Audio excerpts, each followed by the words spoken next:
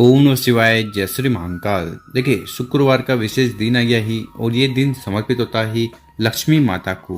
तो आज के इस उपाय में आपको 11 चावल के दाने लेना है, बेलपत्र लेना है और माता अशुभ सुंदरी वाली जगह पर विशेष शिवलिंग पर जाकर ये उपाय कर लेना है। इस उपाय करने के बाद आपके घर में धन संपदा बढ़ेगी, कामना इच्छा दिल की बात पूर्ण होगी और रोग पीड़ा समस्या समाप्त होगी। तो गुरुजी ने अचूक उपाय बताया है, कैसे करना है वो बताएंगे। उसके पहले इस वीडियो को लाइक कर दें, चैनल पर नए हो सब्सक्राइब कर दें और 5 लोगों के साथ व्हाट्सएप पर इस वीडियो को जरूर शेयर करें, उन लोगों की मदद करें। देखिए दोस्तों, आज की इस वीडियो में हम 3 आपको सर्वोत्तम उपाय बताने वाले हैं। इन उपाय करने के बाद हर प्रकार की समस्या समाप्त होगी, कामना पूर्ण होगी। जानते हैं गुरुजी द्वारा बताया गया पहला वाला उपाय। ये उपाय सिर्फ और सिर्फ आपकी जो भी विशेष है इच्छा है मनोरथ है उन्हें पूर्ण करेगा। चाहे वो व्यापार से जुड़ी हुई हो, आपकी नौकरी से जुड़ी हुई हो या कोई कार्य से जुड़ी हुई हो। तो इस उपाय में जो सबसे पहले सामग्री आपको चाहिए वो है चावल के दाने। कितने चावल के दाने लेने हैं? आपको गिनकर 11 अक्षत के दाने लेने हैं जो संपूर्ण होने चाहिए। इसी के साथ जो अगली सामग्री है वो है तांबे का लोटा।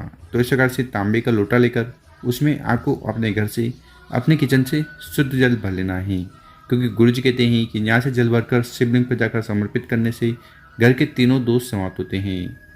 साथ ही साथ आपको इस प्रकार से एक प्यारा सा बेलपत्र लेना है जो कहीं से खंडित टूटा फूटा ना हो, क्योंकि शिवलिंग के ऊपर कभी भी खंडित चीज समर्पित नहीं की जाती।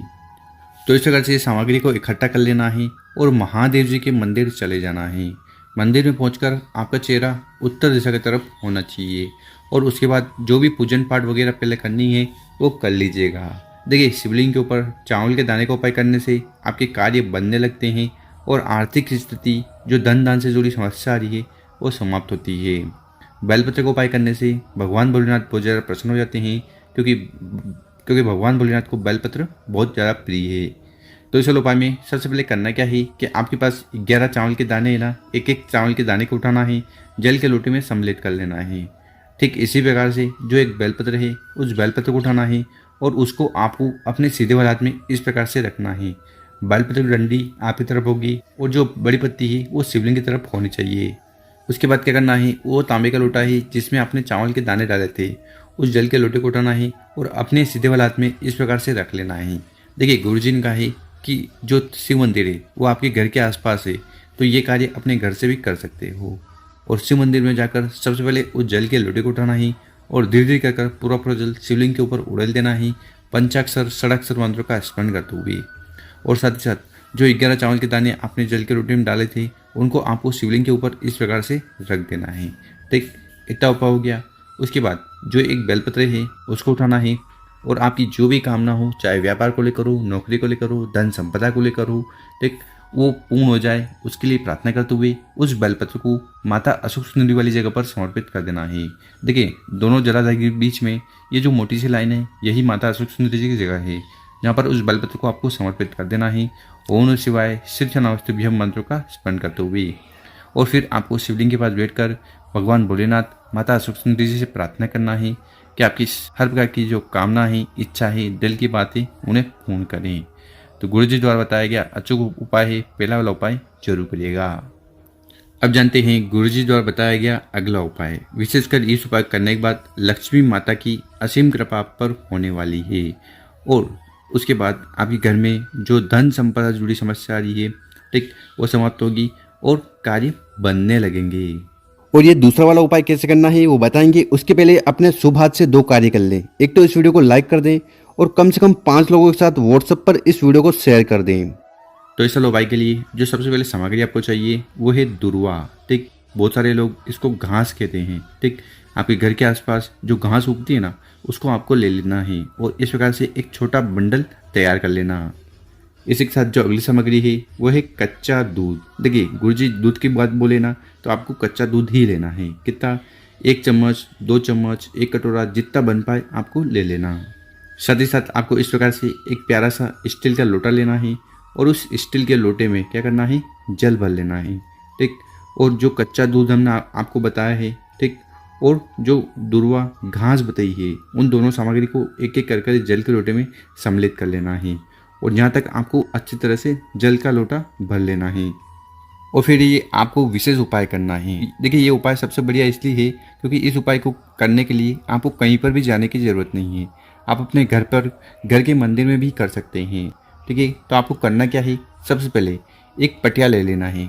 लकड़ी का पटिया आता है ना, ठीक, इस प्रकार से लकड़ी का पटिया लेना। ठीक, लकड़ी के पटिए पर आपको क्या करना है, पीला कपड़ा हो तो पीला कपड़ा बिछा देना है। ठीक, पीला कपड़ा नहीं है तो आपके घर में लाल कपड़ा होगा, ठीक, तो लाल कपड़ा बिछा सकते हो। ठीक, उसके बाद आपके घर में जो भी मूर्ति हो विष्णु भगवान की, लड्डू गोपाल हुए, पोस्टर हुआ, मूर्ति हुई, जो भी है, ठीक, उसको ले लेना है। और उसके बाद क्या करिएगा, जो हमने पटिया लिया था उस पट्टी के ऊपर आपको वो मूर्ति रख देनी है और हार फूल इस प्रकार से रख कर लेना है।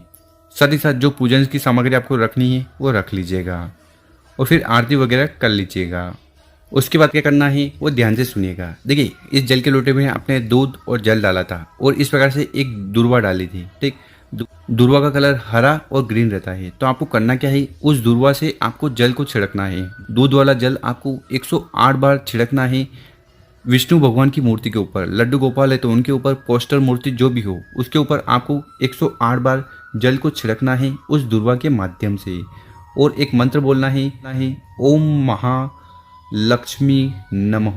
क्या मंत्र है, ओम महालक्ष्मी नमः। इस मंत्र का 108 बार जाप करना है और 108 बार आपको जल को छिड़कना है विष्णु भगवान की मूर्ति के ऊपर। बस ये विशेष उपाय आपको शुक्रवार वाले दिन कर लेना है। इस उपाय करने के बाद विष्णु भगवान के साथ साथ माता लक्ष्मी आपसे बहुत ज़्यादा प्रसन्न होगी, आपके घर में उनका वास होगा। जो भी धन दान से जुड़ी समस्या आपके जीवन में आ रही है उन्हें वो समाप्त करेगी। तो गुरुजी द्वारा बताया गया दूसरा वाला उपाय है, कर जरूर दिखेगा। अब जानते हैं गुरुजी द्वारा बताया गया तीसरा उपाय। विशेषकर इस उपाय को करने के बाद शुक्र देवता की विशेष कृपा आप पर होने वाली है। जीवन के सारे दुख, परेशानी, समस्याएं और जो भी बाधाएं हैं वो समाप्त होगी। तो इस उपाय में जो सबसे पहले सामग्री आपको चाहिए वो है दीपक। तो इस प्रकार से आपको मिट्टी का दीपक लेना हो चाहो तो मिट्टी का दीपक ले लीजिएगा या आप आटे का दीपक भी बना सकते हो। इस दीपक के अंदर आपको जलाने के लिए गोल बत्ती ले लेनी है और घी ले लेना है। देखिए यहाँ पर बहुत सारे लोग बोल रहे होंगे कि अगर हम आटे के दीपक बनाएं तो क्या उसमें नमक डाल सकते हैं? नहीं, न तो आपको नमक डालना है और न ही हल्दी। तो प्योर आटे का दीपक बना लेना। और फिर मात्र ये दीपक को लेकर आपको चले जाना है बेलपत्र के पेड़ के नीचे। कब जाना है? प्रदोष काल में ये उपाय करना है क्योंकि इस समय माता लक्ष्मी, भगवान भोलेनाथ और माता पार्वती जी का निवास होता है बेलपत्र के पेड़ में। तो उस समय आपको चले जाना है और फिर उस दीपक को वहाँ पर बेलपत्र के पेड़ के नीचे रखकर प्रज्वलित कर देना है, जला देना है।